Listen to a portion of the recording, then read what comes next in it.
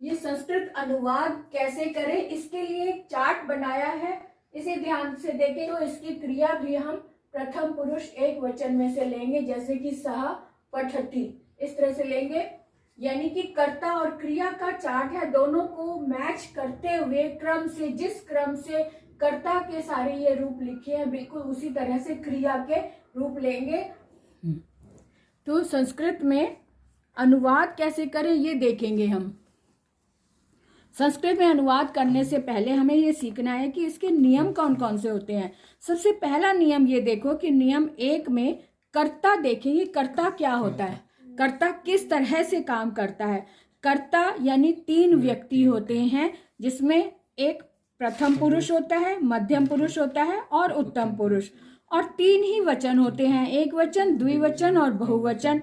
हिंदी में और इंग्लिश में 3 वचन नहीं, 2 ही होते हैं, लेकिन संस्कृत में द्विवचन भी होता है। ठीक है। अब प्रथम पुरुष में कौन कौन व्यक्ति होते हैं ये भी देख ले। प्रथम पुरुष एक वचन में वह एक होता है, द्विवचन में वे 2 होते हैं और बहुवचन में वे सब होते हैं। और मध्यम पुरुष में तुम होता है बात करने वाला, तुम, मध्यम पुरुष में तुम होता है व्यक्ति, तुम एक वचन में, द्विवचन में तुम 2 और बहुवचन में तुम सब। ठीक है। और उत्तम पुरुष में कौन होता है व्यक्ति, वे। उत्तम पुरुष में मैं। उत्तम पुरुष एक वचन में मैं दोनों। और मैं दोनों, हम दोनों। द्विवचन में हम दोनों और बहुवचन में हम सब। ये छोटी सी बात क्लियर कर लो, अपने दिमाग में बिठा लो कि कर्ता वाले जो शब्द होते हैं, कर्ता में 3 व्यक्ति होते हैं, बात करने वाले 3 व्यक्ति होते हैं, वह, वे दोनों, वे सब, जो ये प्रथम पुरुष में आता है। तुम दोनों, तुम सब, ये मध्यम पुरुष में आता है। मैं, हम दोनों, हम सब, ये उत्तम पुरुष में आता है। अब इसको हम संस्कृत में कैसे देखें, अब पहले अब ये भी बात है हमारे सामने कि इसको संस्कृत में कैसे समझेंगे हम। तो इसको इस तरह से देखो, मध्यम, ये प्रथम पुरुष है ना, प्रथम पुरुष एक वचन में, वहाँ को सह बोलते हैं, ये सह है ना। ये पुल्लिंग, पहले बता रही हूँ, पुल्लिंग में सह होता है और तऊ, सह, तऊ और ते है ना। ये बहुवचन हो गया, ये द्विवचन हो गया और ये एक वचन हो गया, और ये प्रथम पुरुष। और मध्यम पुरुष में तुम को हम क्या बोलते हैं, त्वम। तुमको त्वम, त आधा है ना, तो तवम नहीं, त्वम। क्या बोलेंगे, त्वम, शाबाश। और द्विवचन में युवाम, द्विवचन में युवाम। मध्यम पुरुष का बहुवचन में यूयम, यूयम है ना। ये बात क्लियर हो गई ना। यहाँ पे मध्यम पुरुष में तुम है, यानी तुम को संस्कृत में त्वम बोलते हैं, और मध्यम पुरुष के द्विवचन में तुम दोनों है, तो यानी कि मध्यम पुरुष द्विवचन में तुम दोनों को युवाम बोलते हैं। मध्यम पुरुष के बहुवचन में तुम सब होता है, और संस्कृत में यूयम बोलते हैं तुम सबको। इतनी बात क्लियर हो गई। अब आते हैं उत्तम पुरुष में। उत्तम पुरुष में एक वचन में होता है मैं, बात करने वाला व्यक्ति मैं होता है, जिसे उत्तम यानी श्रेष्ठ मनुष्य बोलते हैं, श्रेष्ठ पुरुष बोलते हैं। और द्विवचन में आवाम, अहम, अरे मैंने मैं ही लिख दिया, अहम, मैं को संस्कृत में अहम बोलते हैं, तो अहम, आवाम, और हम सब को बोलते हैं वयम। वयम, वायाम नहीं, वयम, अहम, आवाम, वयम। ये बात क्लियर हो गई। ये भी करता, ये करता, ये हिंदी में और ये संस्कृत में। ठीक है।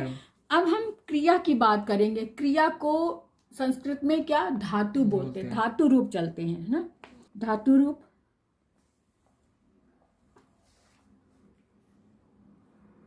ये आगे नीचे धातु रूप है ना। धातु रूप भी इसी वे में लिखेंगे हम, इसी तरह से 3 लाइंस में ही लिखेंगे। एक वचन, द्विवचन और बहुवचन। अब इधर भी प्रथम पुरुष, क्योंकि बात करने वाले, क्योंकि कर्ता के अनुसार ही क्रिया लगती है ना। एक वाक्य में कर्ता और कर्ता के अनुसार ही क्रिया लगती है, इसलिए क्रिया को भी हम कर्ता के अनुरूप रखेंगे। तो प्रथम पुरुष, मध्यम पुरुष और उत्तम पुरुष, ये 3 व्यक्ति हो गए। और कौन कौन से? और धातु रूप हम पठ धातु ले लेते हैं। पठ धातु के रूप हम देखते हैं कैसे लिखेंगे। पठती, एक वचन में पठती आता है।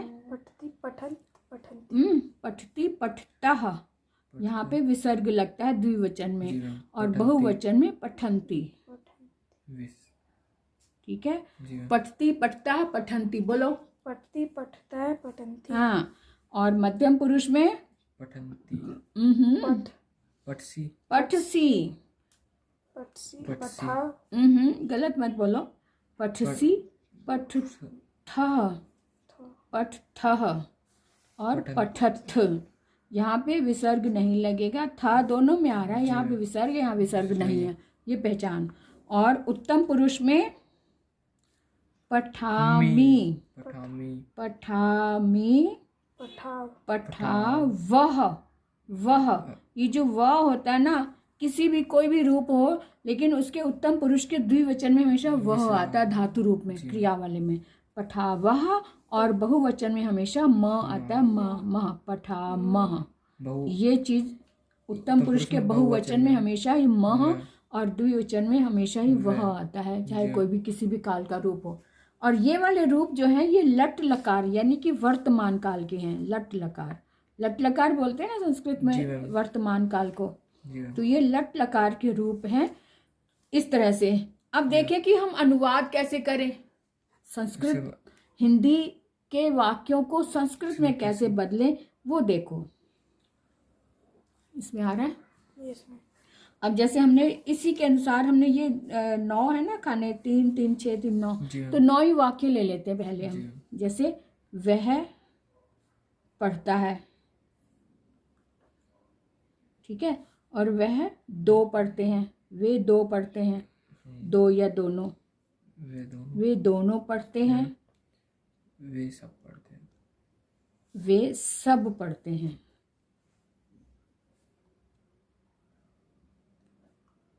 ठीक है, फिर उसके बाद तुम, मध्यम पुरुष का तुम आ गया, तो ये मध्यम पुरुष की लाइन हो गई। हम यहाँ पे अपनी समझ के लिए यहाँ लिख लेते हैं। और ये प्रथम पुरुष के थे, है ना।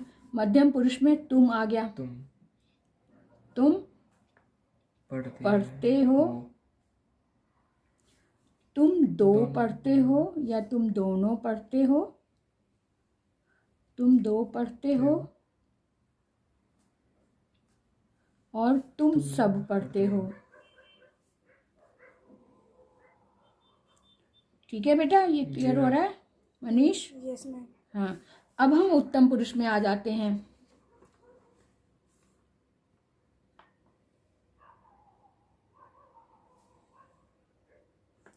उत्तम पुरुष में व्यक्ति होता है मैं, ना, तो मैं पढ़ता हूँ, मैं पढ़ता हूँ, और हम दोनों पढ़ते हैं। हम 2 पढ़ते हैं या हम दोनों पढ़ते हैं, एक ही बात है। हम 2 पढ़ते हैं और हम सब पढ़ते हैं। उसमें ठीक आ रहा है ना बेटा? Yes ma'am. हम सब पढ़ते हैं, सब पढ़ते हैं। ठीक है, अब ये 9 वाक्य हमारे पास पूरे हो गए। अब इसको हमने संस्कृत में कन्वर्ट करना है, यानी संस्कृत में लिखना है, अनुवाद बनाना। अनुवाद मतलब ट्रांसलेशन, ट्रांसलेट करना है। वह पढ़ता है, इस जो ये जो खाका बना हुआ ना, इसमें से देखो, वह प्रथम पुरुष एक वचन में वह आ रहा है, और यहाँ पे प्रथम पुरुष एक वचन में यहाँ सहा आ रहा है, तो सहा हमने यहाँ लिख दिया। अब ये पठ धातु का भी कॉलम देख लें, यहाँ पे प्रथम पुरुष एक वचन में पठती आ रहा है, तो ये भी प्रथम पुरुष एक वचन का सह है और प्रथम पुरुष एक वचन का पठती हमने यहाँ लगा दिया। यानी वह पढ़ता की संस्कृत होगी सह पठती, सह पठती। इसको सह नहीं सह, क्योंकि विसर्ग की साउंड हा होती है, सह पठती। अब ये वे दोनों जो हैं, यानी प्रथम पुरुष द्विवचन में, प्रथम पुरुष द्विवचन में तऊ आया, जी मैम। तो तऊ हमने यहाँ लिख दिया। इस तऊ का मतलब वे दो। जी मैम। और इसी तरह से क्रिया धातु में से ले लिया, प्रथम पुरुष द्विवचन में पठतः आ गया, तो तऊ के साथ पठतः आ गया। क्लियर हो गई बात? जी मैम। अब आते हैं पठंती यानी कि वे सब पर। वे सब प्रथम पुरुष, वे सब प्रथम पुरुष के बहुवचन में वे सब होता है, और प्रथम पुरुष के बहुवचन में संस्कृत को ते बोलते हैं। आ रहा है ये? ते आता है। और इसी तरह से धातु रूप वाले कॉलम में भी प्रथम पुरुष के बहुवचन में पठंती आ गया, यानी कि ते पठंती आ गया। ते पठंती का मतलब वे सब पढ़ते हैं, है ना? वे सब पढ़ते हैं। ठीक है, हो गया? जी मैम। अब मध्यम पुरुष में आ जाते हैं। मध्यम पुरुष में तुम आ गया। मध्यम पुरुष एक वचन में तुम होता है। मध्यम पुरुष के एक वचन में त्वम, संस्कृत में त्वम बोलते हैं, तो त्वम हमने यहाँ लिख दिया त्वम। और मध्यम पुरुष के एक वचन में धातु रूप में पठसी आता है, तो इसका मतलब त्वम के साथ पठसी आ जाएगा। त्वम के साथ पठसी आ जाएगा। अब तुम दो, मध्यम पुरुष तुम दोनों में, मध्यम पुरुष तुम दोनों में युवाम आता है, तो यहाँ पे भी हमने युवाम लिख दिया, है ना? युवाम। और मध्यम पुरुष का द्विवचन है ये भी, तो यहाँ पे रूप में भी हम देख ले, मध्यम पुरुष द्विवचन में पठ थह आ रहा है। पठ थह, थ में विसर्ग लग रहा है, पठ था, यानी तुम दोनों पढ़ते हो। ये हो गया। अब आते हैं तुम सब। तुम सब मध्यम पुरुष का बहुवचन तुम सब, ये आ रहा है। मध्यम पुरुष का बहुवचन में यूयम आ रहा है। तुम सब का मतलब यूयम हो गया, है ना? और यूयम का मतलब अगर तुम सब है तो क्रिया भी मध्यम पुरुष के बहुवचन की ही लेंगे, तो यूयम के साथ पठत थ आ गया ये। ठीक। अब उत्तम पुरुष में आ जाते हैं। उत्तम पुरुष में, उत्तम पुरुष एक वचन में मैं है। उत्तम पुरुष एक वचन संस्कृत में अहम बोलते हैं, तो यानी कि मैं अर्थात अहम, अहम संस्कृत में अहम हो गया। अब पढ़ना की क्रिया देख लेते। उत्तम पुरुष एक वचन में पठामी आ गया, तो अहम के साथ में पठामी आ गया। ठीक है बेटा, समझ आ रहा है मनीष? हाँ। अब देखते हैं कि हम दो। उत्तम पुरुष द्विवचन में आता है, हम दोनों। और उत्तम पुरुष के द्विवचन में आवाम आ रहा है, यानी कि हम दोनों की संस्कृत है आवाम, तो आवाम हमने यहाँ लिख दिया आवाम। और आवाम आ में आ की मात्रा भी तो है, आवाम हो गया। अब पढ़ना जो है उत्तम पुरुष का ही, हम दोनों द्विवचन है, तो हम उत्तम पुरुष द्विवचन में आ रहा है पठावह, तो यानी आवाम पठावह आ जाएगा। ये आवाम हम दोनों पठावह पढ़ते हैं। अब आता है आगे हम सब उत्तम पुरुष बहुवचन में हम सब, उत्तम पुरुष में बहुवचन वयम, यानी कि संस्कृत में हम सब को वयम बोलते हैं ना, तो इसलिए यहाँ पर हमने लिख दिया वयम। और इसकी धातु क्रिया में धातु रूप क्या होंगे? उत्तम पुरुष बहुवचन में पठामह, तो वयम पठामह आ गया। ठीक, ऐसे होते हैं रूप। अनुवाद इस तरह से करते हैं। सह पठति इस तरह से लेंगे, यानी कि कर्ता और क्रिया का चार्ट है, दोनों को मैच करते हुए क्रम से, जिस क्रम से कर्ता के सारे ये रूप लिखे हैं बिल्कुल उसी तरह से क्रिया के रूप लेंगे। सह वह एक है, एक वचन का प्रथम पुरुष एक वचन है, तो क्रिया भी हम प्रथम पुरुष एक वचन की लेंगे।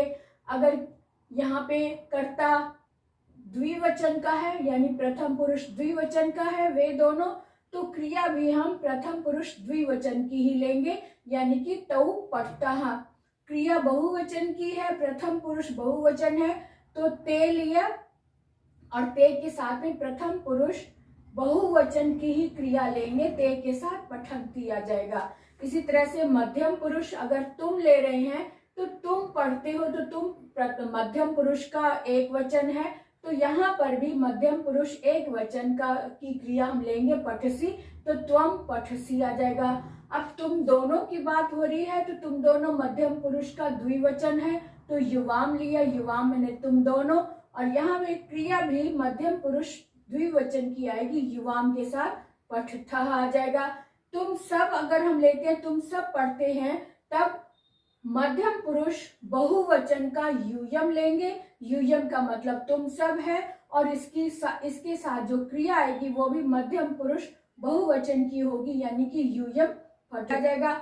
इसी तरह से उत्तम पुरुष में अगर हम देखते हैं, अहम की बात हो रही है, यानी मैं पढ़ता हूं, अगर हम ये वाक्य ले मैं पढ़ता हूं, तब उत्तम पुरुष एक वचन है अहम, और अहम की क्रिया भी हम उत्तम पुरुष एक वचन की लेंगे, तो अहम के साथ पठामी आ जाएगा। इसी तरह से उत्तम पुरुष द्विवचन का अगर हम वाक्य लेते हैं, हम दो पढ़ते हैं, हम दो की संस्कृत आवाम है, और आवाम के साथ क्रिया भी हम उत्तम पुरुष द्विवचन की लेंगे, आवाम पठावह।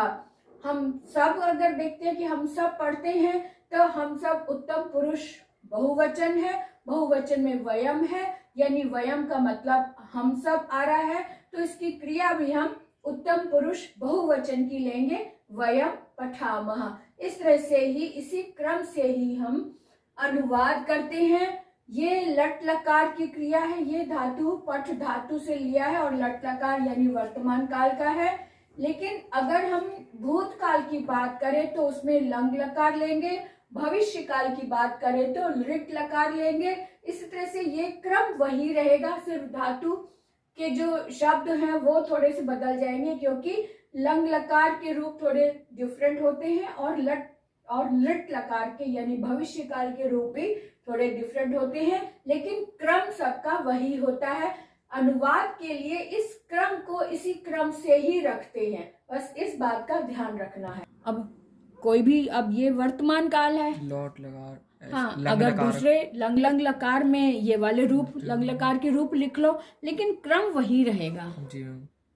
सिर्फ काल बदल जाएंगे, रूप बदल जाएंगे, लेकिन रूपों का क्रम प्रथम पुरुष, मध्यम पुरुष, उत्तम पुरुष, जी। जो करते वाले तीन व्यक्ति है ये वही रहेंगे, वैसे ही रहेंगे, उसके अनुसार ही हमने धातु क्रिया को लगाना है। जी मैम। ठीक है।